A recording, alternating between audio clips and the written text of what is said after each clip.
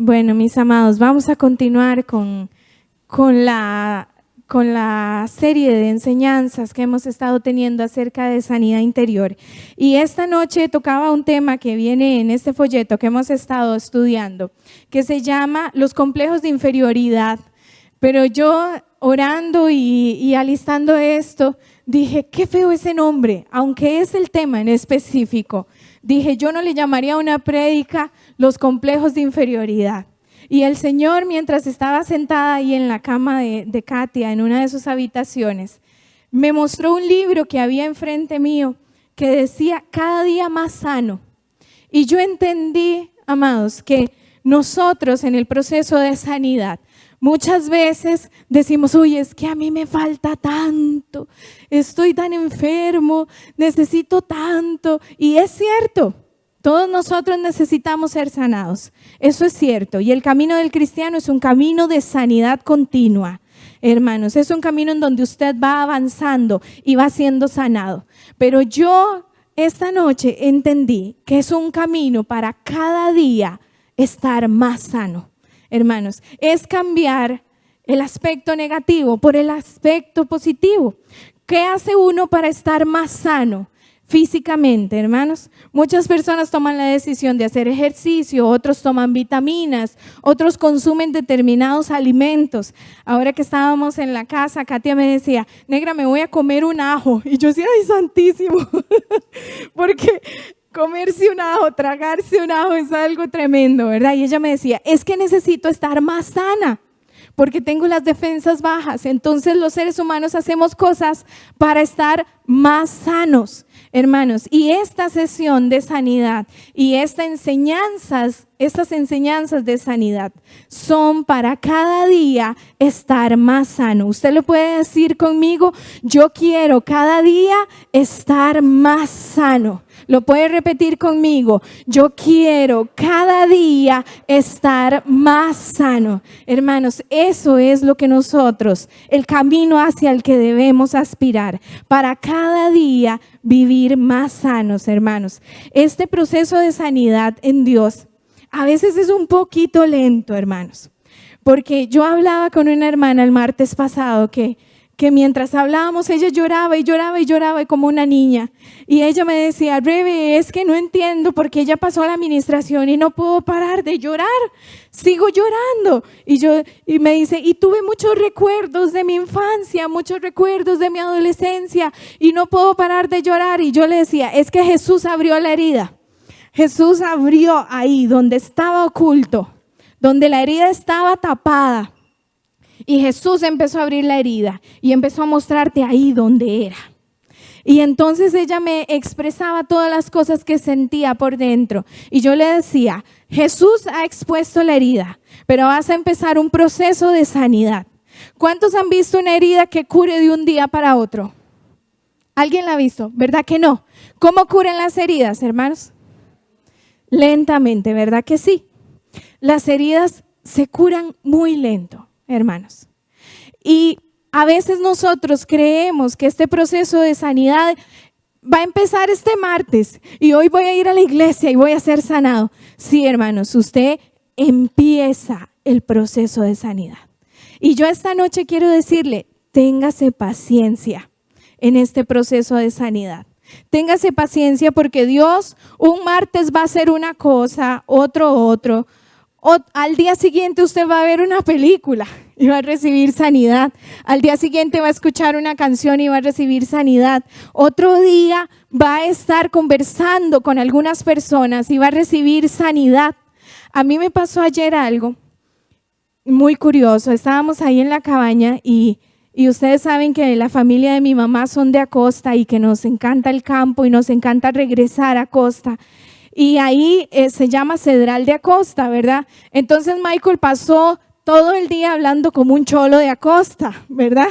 Él pasó todo el día en eso y molestándome y diciéndome un montón de cosas, ustedes saben.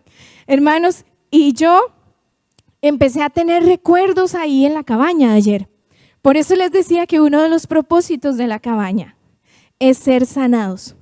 Ayer yo estando ahí empecé a tener algunos recuerdos y yo le decía a ellos, vieran qué curioso, yo tenía muchos recuerdos de mi niñez reprimidos, como que había olvidado cosas de mi niñez. Y después empecé a recordar algunas cosas que vivía junto con mis primos. Ellos se subían a los árboles a coger naranjas, ellos querían ir allá al bajo a ver a mis tíos, a andar por allá jugando, y adivinen quién quería ir detrás de ellos, yo, pero yo era más pequeña. Y siempre me rechazaban, siempre ellos tenían ese maltrato para mí. Yo vivía muchas cosas, peleábamos mucho, entonces ellos se agarraban como chiquillos conmigo y entonces me jalaban el pelo y entonces yo sufría mucho al lado de ellos. A pesar de que los amaba, sufría mucho. Y el Señor me decía ahora, cuénteles cosas suyas de su niñez que tal vez nunca has podido contarles. Hermanos, y yo les puedo decir que cuando yo era una chiquita, era muy delgadita, muy finita, muy flaquita y me sentía muy feíta, chiquitita.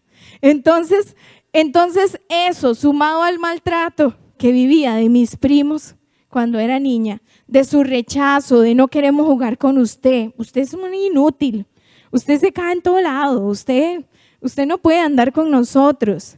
Y de todos los maltratos que yo recibía de ellos, hermanos, empecé a recordarlo estando ahí. Porque ese es un lugar de campo en donde yo me sentía libre, pero casi siempre me siento con temores. ¿Y por qué creen que me sentía con temores? A causa del rechazo que había recibido de parte de ellos, hermanos, porque el diablo va a usar cualquier cosa para atraer rechazo a tu vida. El diablo va a usar a tus familiares, va a usar a tus amigos, va a usar el divorcio de tus papás, va a usar muchas cosas, va a usar la pobreza, hermanos, va a usar la necesidad para causarte daño, para abrir heridas en tu vida, hermanos, porque de niños vivimos muchas cosas. Y es que pasa, hermanos, que llegamos a la edad adulta y queremos reprimir el niño que tenemos adentro. Y usted sabe que lo que fuimos de niños se lleva durante toda la vida, hermanos. Eso usted no lo puede dejar de lado. Usted lo va a llevar durante toda la vida. Y los pecados, los errores, las carencias, las áreas débiles de su carácter son a causa de todas las cosas que usted vivió en su infancia. Y eso lo hemos ido aprendiendo durante estos días. Pero muchas veces uno llega de adulto y dice, ya eso pasó, ya eso se quedó en el pasado, ya no hay que acordarse de esas cosas, ya no hay que estar ahí recordando el pasado o dándole cabeza a eso, ya eso pasó, ya yo estoy muy vieja o estoy muy viejo, ya para qué acordarse de eso. Hermanos, pero si este es un proceso de sanidad, si el camino del cristiano es un camino de sanidad, entonces usted va a tener que empezar a pedirle al Señor que sane su niñez, que sane esos momentos de su niñez donde usted fue marcado. Porque si usted no sana esos momentos de su niñez, su adultez va a seguir siendo marcada por muchas otras cosas negativas que usted por hoy no quiere cargar. Hermanos, si no, ¿por qué estamos todos aquí? Dígame. ¿Estamos todos aquí buscando la sanidad de Dios? ¿Sí? Estamos todos aquí buscando cambios en nuestra vida espiritual, hermanos. Entonces necesitamos empezar a enfrentar eso. ¿Qué aprendimos la semana pasada? ¿Aprendimos del vaso qué? Sin fondo. ¿Recuerdan? Habían 4 cosas del vaso sin fondo que aprendimos la semana pasada. Una de ellas era el amor.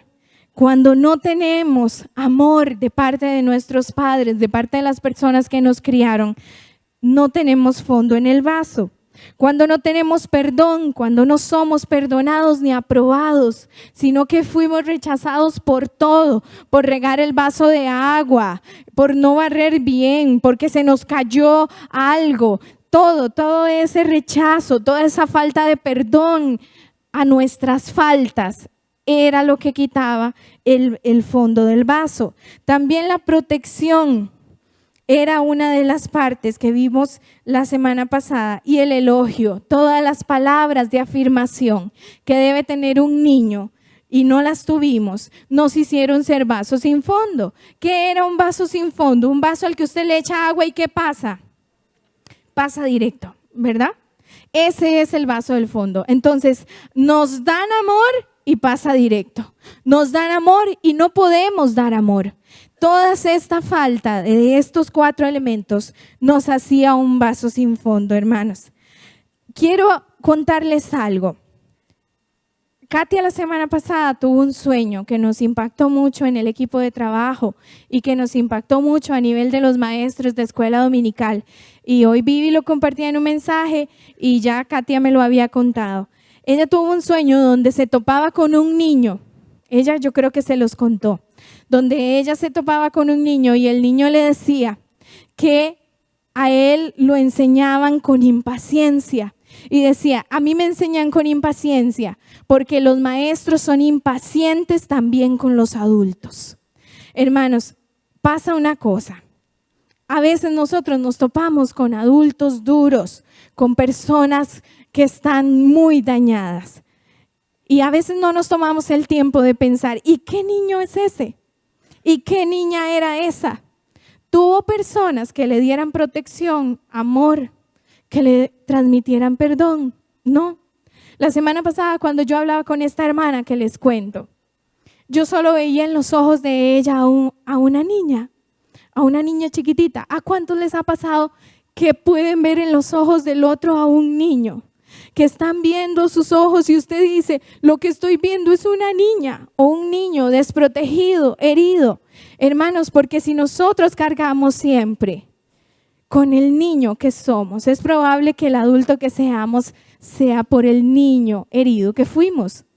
Hermanos, y ver en los ojos de la otra persona, a los niños, es lo que deberíamos pedirle al Señor siempre, para no actuar con impaciencia con las personas adultas, para tener misericordia del hermano que está sentado a su lado, para tenerle toda la comprensión del caso y decir, este fue herido igual que yo he sido herido.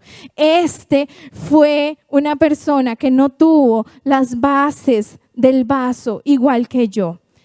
Y tenernos paciencia unos a otros, hermanos. Nosotros cargamos con complejos de inferioridad a causa de no tener el fondo del vaso. ¿Y qué es un complejo de inferioridad, hermanos? Yo quise buscar la palabra complejo y dice que la palabra complejo es una forma desequilibrada de pensar acerca de nosotros mismos. Hermanos, si yo le preguntara a usted y le pidiera que levantara su mano, ¿de cuántos tienen complejos aquí?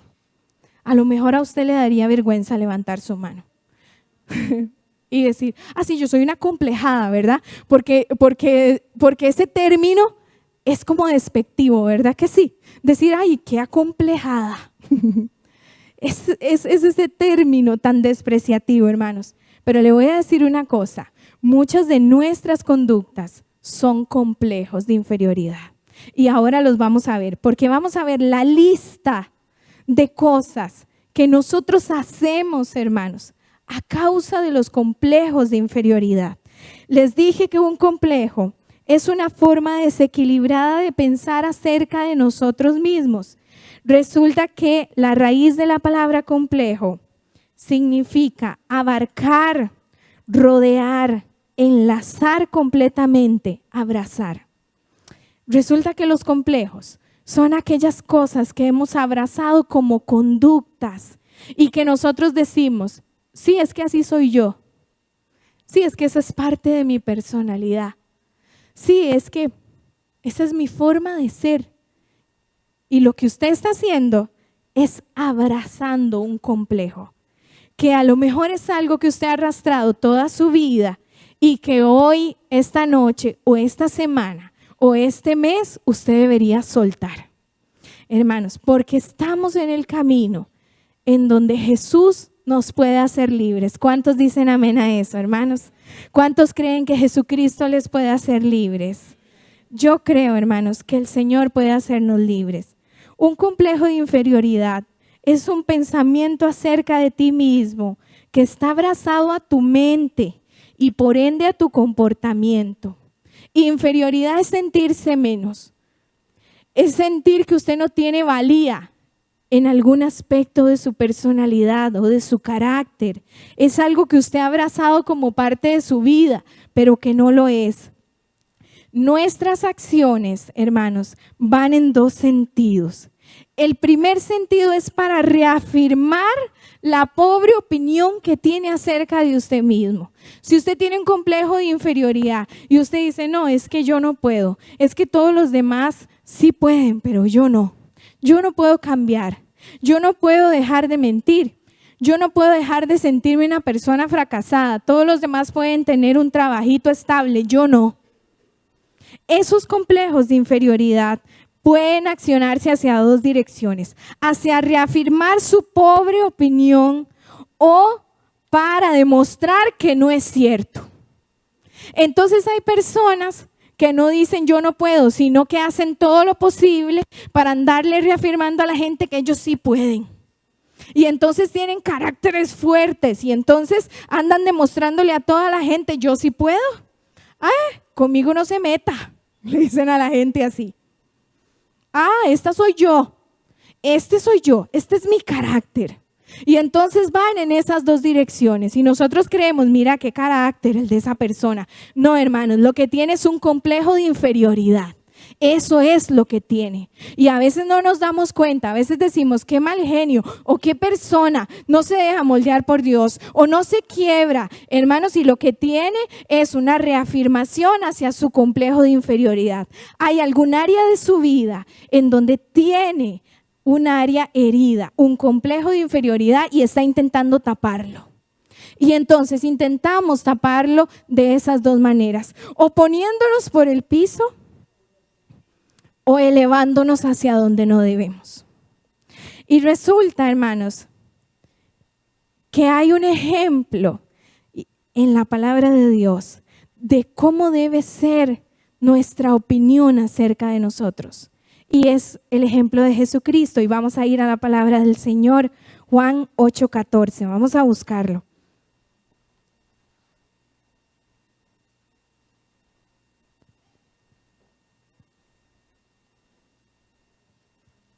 Lo tienen ahí, ya lo puedes poner, Nachito.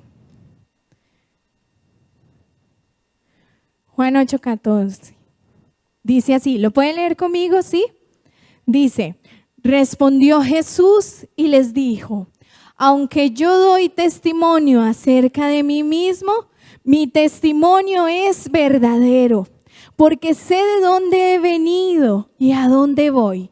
Pero vosotros no sabéis de dónde vengo ni a dónde voy. Hay otras versiones que dicen en la parte que dice, aunque doy testimonio acerca de mí mismo, dice así, dice, doy afirmaciones ciertas. O sea, digo cosas que realmente son. Y dice otra versión en la traducción lenguaje actual, hablo bien de mí. Aunque yo hablo bien de mí, dice, mi testimonio es verdadero. O sea, sus palabras son verdad. Lo que él está diciendo acerca de él mismo es cierto. ¿Sí, negra? Aunque yo sea mi propio testigo, aunque yo sí de verdad sé quién soy yo. Eso es lo que quiere decir Jesús. Yo sí sé quién soy. Y dice, porque sé de dónde he venido y a dónde voy. Hermano, Jesús sabía de dónde había venido del Padre y sabía hacia dónde iba, sabía su propósito. Pero a mí me encantó algo que venía escrito en este libro y dice que vivía en Nazaret, que a pesar de haber salido de Nazaret, ¿qué decían de Nazaret, hermanos? Que si algo bueno podía salir de ahí, hermanos. Es como decir que algo bueno pueda salir de aquí, de nuestros barrios del sur, ¿verdad? ¿Qué dice la gente? Vive en Escazú, ese sí, ¿verdad? Pero si somos de aquí, de los del sur, no. Y Jesús era algo así. Él había nacido en el pueblo más pobre, en Belén de Nazaret, hermanos. De ahí había salido Jesús. Y dice, aunque Jesús vivía en Nazaret, era pobre, era pobre. ¿Jesús era rico? No, hermanos. Él escogió la pobreza. Nació en un pesebre y murió en una cruz. Murió de la manera más cruel y más humillante de la que se podía morir en ese momento. Jesús sabía quién era, para dónde iba. Hermanos, tenía un concepto verdaderamente equilibrado acerca de quién era.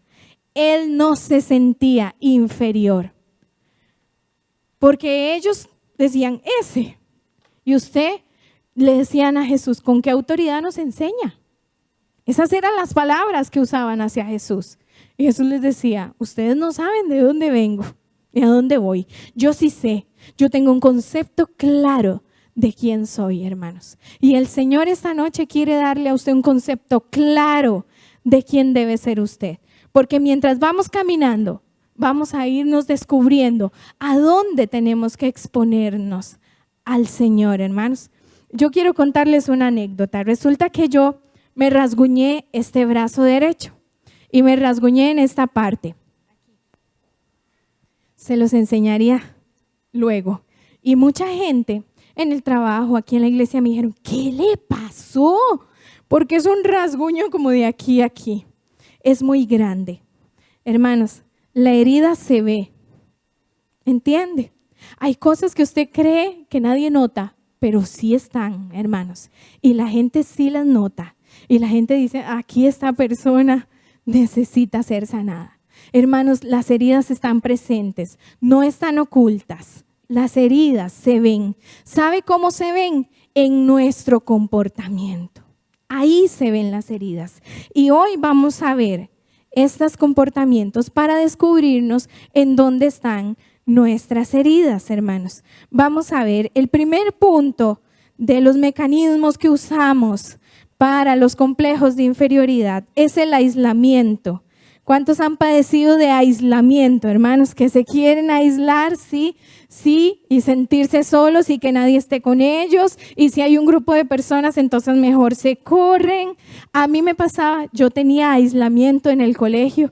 Me sentía muy asustada cuando estaba en grupos y me daba mucho miedo trabajar en grupos. Cuando en el colegio decían, vamos a trabajar en grupos, yo sentía un temor terrible porque decía, ¿y si lo que digo lo digo mal?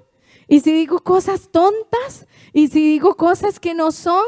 Y todavía de mayor, cuando estaba aquí en la iglesia al principio, vivía cosas así. Cuando hacíamos grupos para algo, en reuniones de siervos, sentía mucho miedo, quería y prefería estar aislada, hermanos. Y me pasaba algo, usaba el servicio para aislarme. Eso es algo que fui descubriendo mucho tiempo después. Sí, usaba el servicio para aislarme. ¿Por qué? Porque entonces prefería ir y buscar qué hacer. ¿Y qué era lo que estaba sin hacer? Para mejor pararme e irme. Eso hacía, hermanos. Y a veces nuestro aislamiento, hermanos, es una herida. Es algo que está ahí. También entendí la semana pasada, cuando Katy hablaba acerca de la protección, de lo que le pasa a las personas cuando se aíslan, hermanos. Las personas cuando se aíslan lo que están evitando es ser heridas. Eso es lo que buscan. Evitar ser heridas, porque si estoy en ese grupo y me rechazan, me siento herido. Prefiero no estar en el grupo. Prefiero aislarme. Prefiero no tener amigos, porque los amigos traicionan. Prefiero no estar cerca de mi familia, porque mi familia siempre me ha proyectado rechazo. Entonces son personas aisladas, que no van, que nunca están cerca, que no tienen círculos de amigos. Y eso, hermanos, viene a formar parte de los complejos de inferioridad. Otros pueden comportarse mal. Y ese es el problema de la persona que tiene un complejo de inferioridad ahí, hermanos. Piensan que son los otros los que tienen el problema, ellos no. Si estoy solo, estoy mejor, pero yo no tengo un problema. Los otros pueden herirme, yo no. Hermanos, y ahí tenemos que destaparnos y encontrarnos y decir, no, el que tiene un problema con el aislamiento y el que tiene un problema soy yo. Hay algo dentro de mí que no está bien, hermanos, porque los seres humanos fuimos creados para estar juntos. para estar en compañía, para tener amigos, para socializar, para compartir. ¿Cuántos se han sanado en la compañía de los hermanos? Amén. Yo he sido sanada en la compañía de mis hermanos y es algo que le agradezco a Dios. Ahora estaba ahí y Brian me estaba abrazando y me decía, negrita, ocupa algo. Y muerto de la risa y le decía, no, negro, estoy bien. Pero siento que el amor de mis hermanos ha sanado mi corazón. Hermanos, el poder encontrar una comunidad en donde usted se sienta aceptado y amado es una bendición, hermanos. Y yo lo que le digo esta noche es, sánese para que usted pueda sanar a otros. Ahora que conversaba con la negra me decía, Rebe, la sanidad hace que podamos tender puentes entre las personas. Si Virginia está aislada y yo estoy sana, yo puedo ir y acercarme a Virginia y puedo entablar un puente porque mi sanidad hace un puente entre ella y yo. Entonces no permito que mis pensamientos vuelen y diga, ay Virginia, qué odiosa, ya sentada. Mire el papelón que está haciendo allá. Mire cómo anda caminando allá por allá sola. Puedo más bien tender un puente con mi sanidad y ayudar a Virginia a que sea una persona que se acerque, que se sane. Hermanos, y esta es la función de Caminando en Libertad, sanar personas. Sanar personas, sanarnos nosotros y sanar a otros. Ayer conocimos a una persona muy particular. Conocimos a un muchacho de la comunidad, él se llama Henry. Y Henry es una persona muy, muy sencilla, hermanos. Habla como un cholito, ¿verdad? Lo más precioso es. Y ayer él entró unos minutos a la cabaña a conversar con nosotros y él es una persona que cuidaba antes los jardines ahí, es una persona de la comunidad, trabaja en el aserradero, hermanos, y llegó y se acercó y nos empezó a contar experiencias de cómo él ayuda a gente de la comunidad. A veces entran personas que andan haciendo ejercicios por esas zonas o montañismo y dice que a veces se pegan unas perdidas o hay accidentes y que él va y los ayuda a salir de la montaña y a guiarlos, porque hermanos, es una montaña bastante fuerte, bastante grande, bonita. Y pensábamos, y ayer Michael se quedó llorando después de escuchar a Henry, porque es una persona tan sencilla. Y lo único que pensábamos era, si el Señor nos ha dado esta cabaña en este lugar específico y junto a estas personas, tiene que haber un propósito con ellos. Y si el Señor nos llevó a Caminando en Libertad, no sé si son más de 10 kilómetros para allá adentro, solo a rescatar la vida de Henry y de su esposa, ahí vamos a ir. Hermanos, porque fuimos llamados y enviados a sanar, a vendar las heridas, a ser personas que llevan amor y sanidad. Pero usted tiene que exponer su herida y enseñársela a la gente y contarle la historia de cómo se rasguñó, de cómo le pasó y sanar ahí para poder sanar a otros y tender puentes entre las personas. Amén. ¿Cuántos quisieran esa sanidad de parte de Dios? El segundo punto, llamar la atención. ¿Cuántos conocen personas que llaman la atención? ¿Sí? Que les gusta andar llamando la atención, pero le voy a decir, son las personas que piensan que todo gira a su alrededor. Hermanos, que todo es yo. Yo tengo, yo soy, yo me visto, yo voy, yo y yo y yo y yo. Son las personas que todo gira a su alrededor. Necesitan la atención sobre ellos. Hermanos, y aquí el Señor quiere sanarnos. Hermanos, hay lamentablemente mujeres que usan su cuerpo para llamar la atención, que usan su forma de vestir para llamar la atención.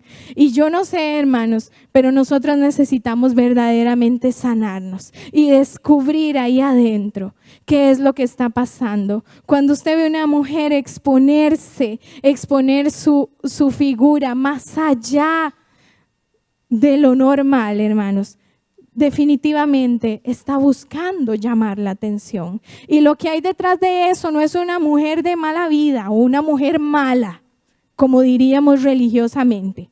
Lo que hay ahí es una persona herida que necesita sanidad, que tiene un complejo de inferioridad que está tapando con su forma llamativa de vestir.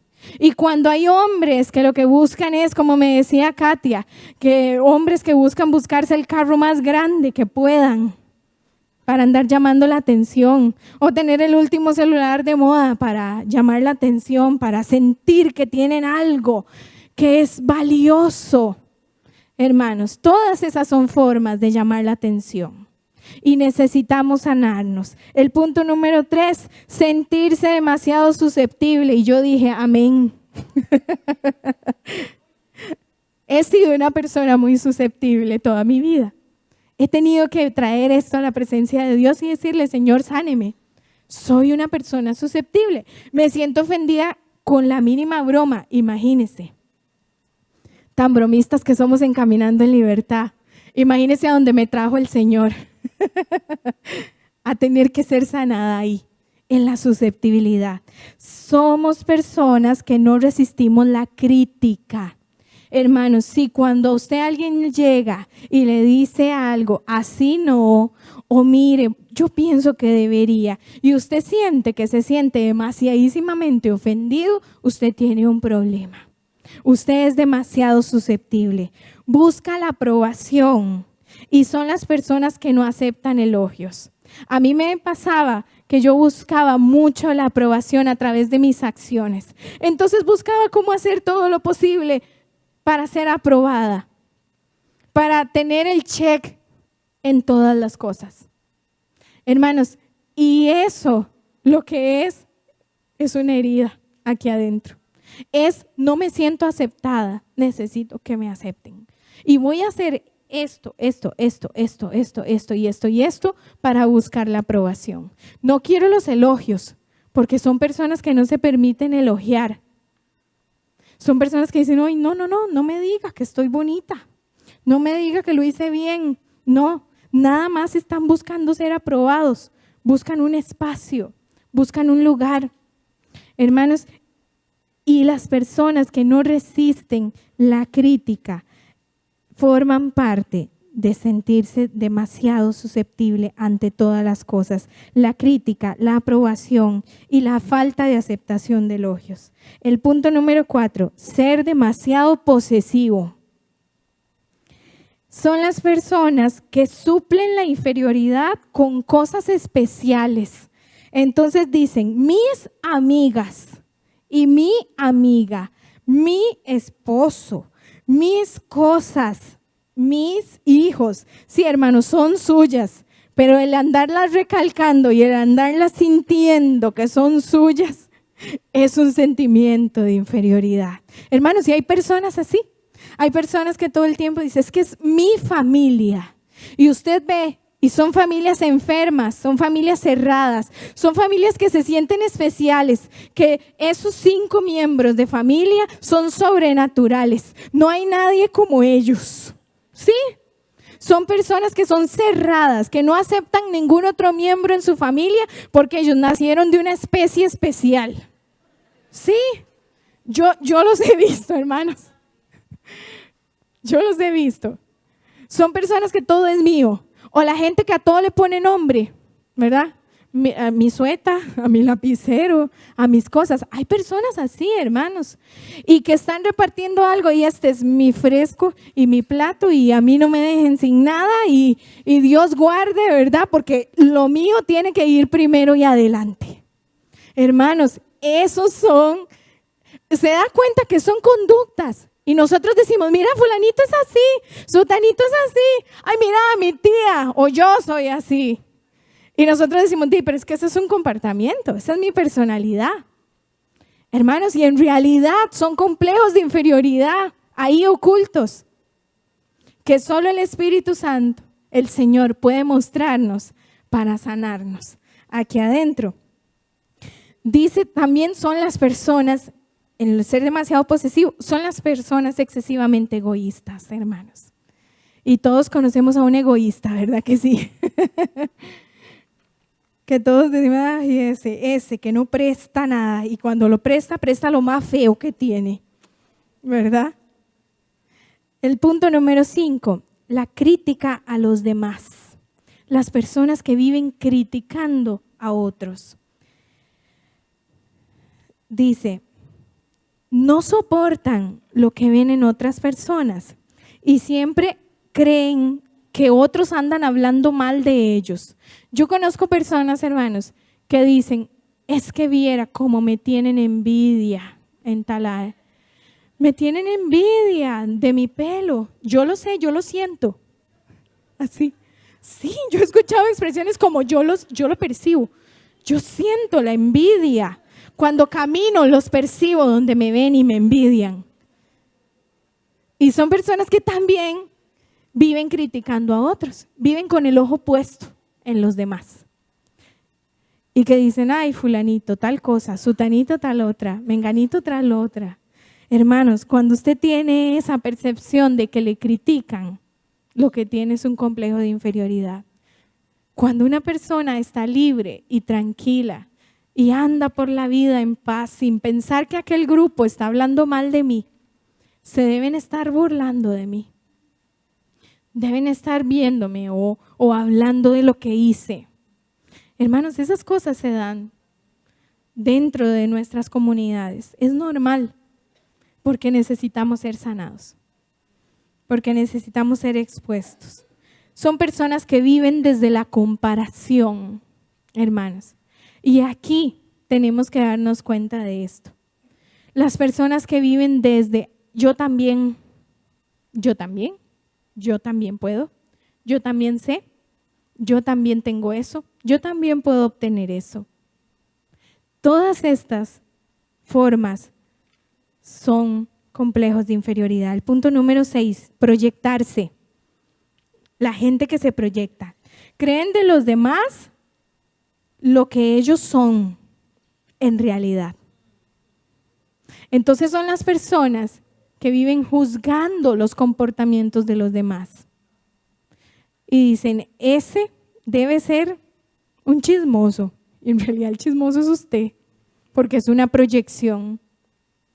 Y entonces están en un grupo y se sienten muy rechazados y en realidad dicen, es que los que tienen el problema son ellos, no soy yo. Y en realidad es usted que está proyectando, como la chincha apestosa que cuando se asustaba soltaba aquel olor y creía que era que los demás le huían. No, es que ella soltaba el olor. Y eso es lo que nos pasa a nosotros. Soltamos el olor a otros y proyectamos en otros lo que verdaderamente nosotros sentimos. Es que las personas creen que yo soy feo o fea o no me aceptan porque como no tengo un carro y en realidad es usted el que se siente así. Es usted y está proyectándolo hacia los demás. La gente no necesariamente piensa esas cosas, son malos pensamientos. Como pensar, nadie es espiritual, todos ellos son unos pecadores. No hay nadie que piense bien. En realidad son proyecciones de nuestro interior. El punto número 7, compensar la inferioridad. Son personas que humillan o molestan niños, por ejemplo. ¿Ustedes han visto personas que molestan niños? Que se ponen a molestar y molestar a un niño hasta que lo desesperan, hasta que lo sacan. Hay personas así. ¿Y sabe qué es? Una compensación de inferioridad. Se sienten tan inferiores que necesitan humillar hasta un niño. Son personas que viven desde la competencia. Hermanos, a mí me pasó algo cuando era niña y es que yo tengo una tía que lo único que comprendo ahora es todo el dolor que cargó toda su infancia, todas las agresiones que vivió, toda la incomprensión que vivió.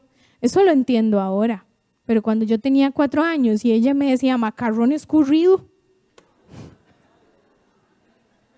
porque como yo era tan delgadita, imagínense un macarrón ya es flaquito, escurrido es peor. Y yo con 4 añitos no comía, no me gustaba comer, me costaba mucho comer de niña. Entonces mami luchaba todo el tiempo porque yo comiera y todo. Y entonces cuando llegaba a la casa de mi tía y me servía algo de comer y yo no quería comer, ella me decía, uy, güila esa, macarrón escurrido, ¿verdad? Hermanos, yo lo que entiendo ahora, que ella al humillarme a mí, que yo era una niña, ¿cómo me voy a defender yo ante ella? Pero lo que entiendo ahora es que ella se siente muy mal, muy inferior por dentro. Y que por eso humilla a algo tan frágil como un niño, ¿verdad? Ese tipo de personas que tienen eso, lo que buscan es compensar la inferioridad. Viven en la competencia también en todo sentido. Quieren pensar o hacer ver a otros que son menos o que ellos son iguales a los otros. Son personas que no se sienten bien con lo que tienen ni con lo que son. No pueden aplicar lo que Jesús decía: yo sé de dónde vengo, sé a dónde voy y vine a la tierra y viví así porque no tengo ningún problema con parecer inferior a todos ustedes.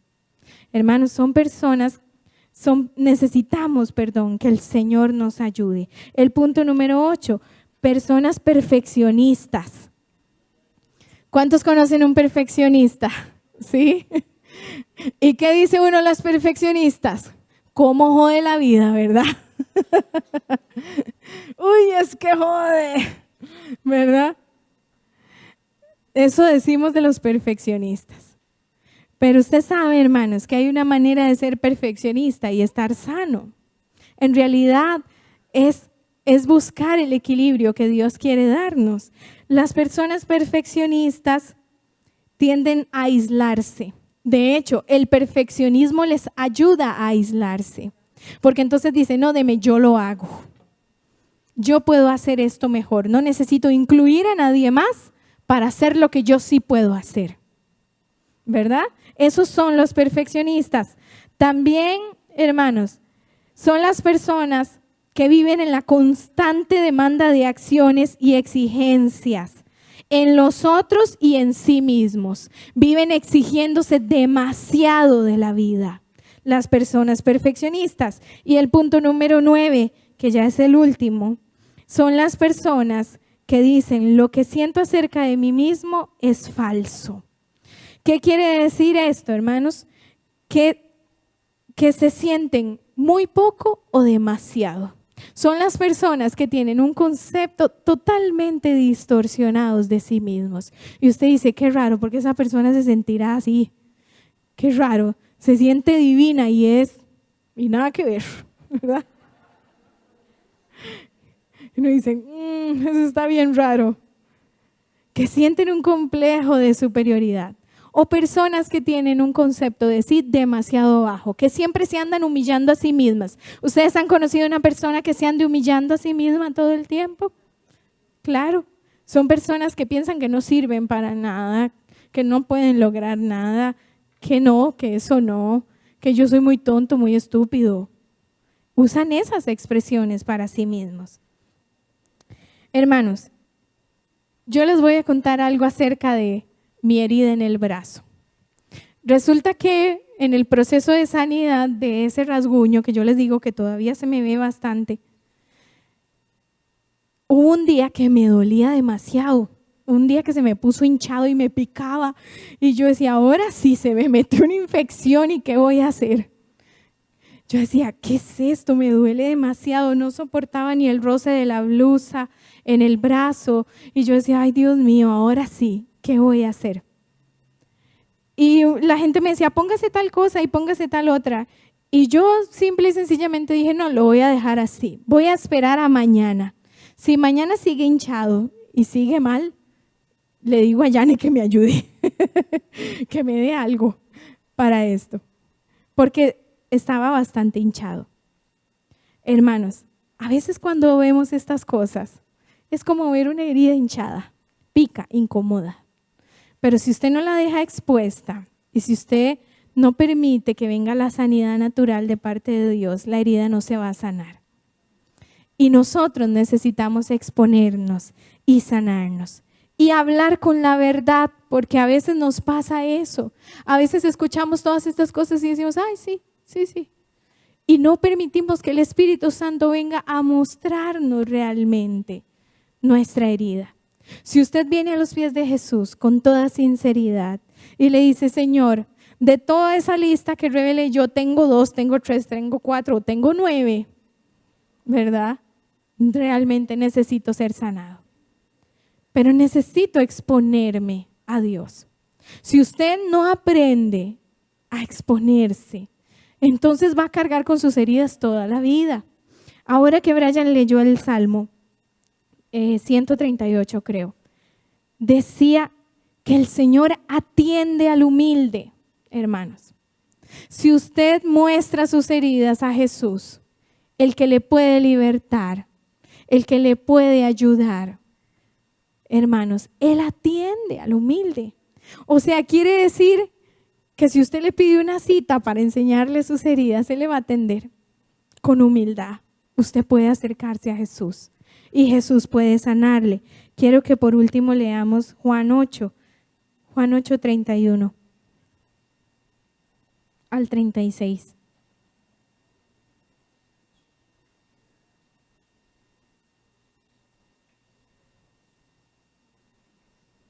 Necesitamos reconocer que lo que pensamos o lo que actuamos, lo que hacemos diariamente, a veces es conforme a nuestros complejos.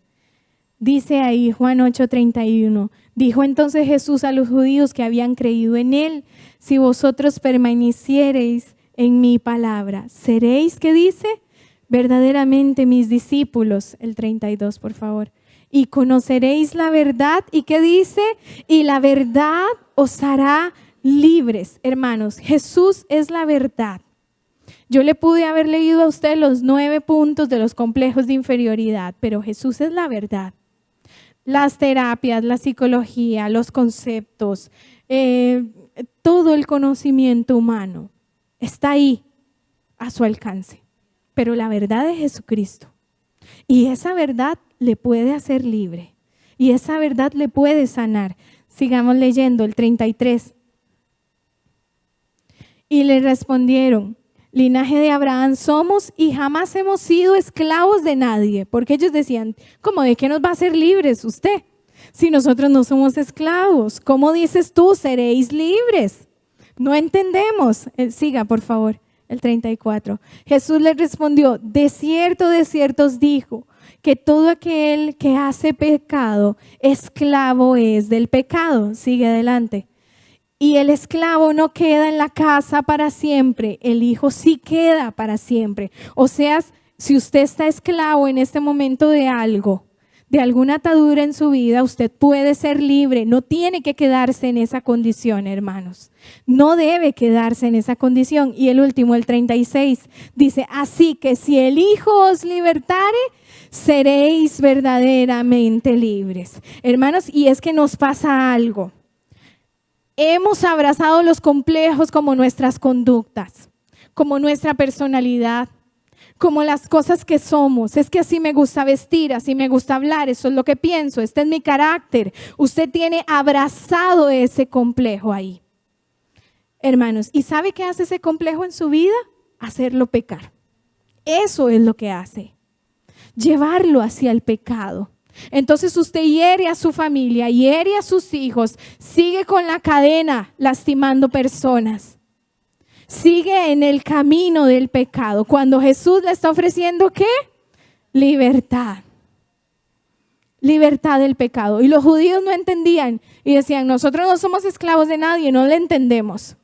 Y usted tal vez puede creer en este momento que no está abrazando nada, o que usted no tiene ningún complejo, o que usted no tiene, de esta prédica no tengo ningún punto. No, hermanos, todos necesitamos soltar y reconocer y ser libres. Y si el Hijo os libertare, seréis verdaderamente libres. Hermanos, yo no sé, pero en las áreas en las que yo sé que tengo que ser libre, realmente necesito a Jesús. Yo no sé usted, pero yo le necesito. ¿Cuántos dicen amén? Pueden ponerse en pie, hermanos. Vamos a orar un momento.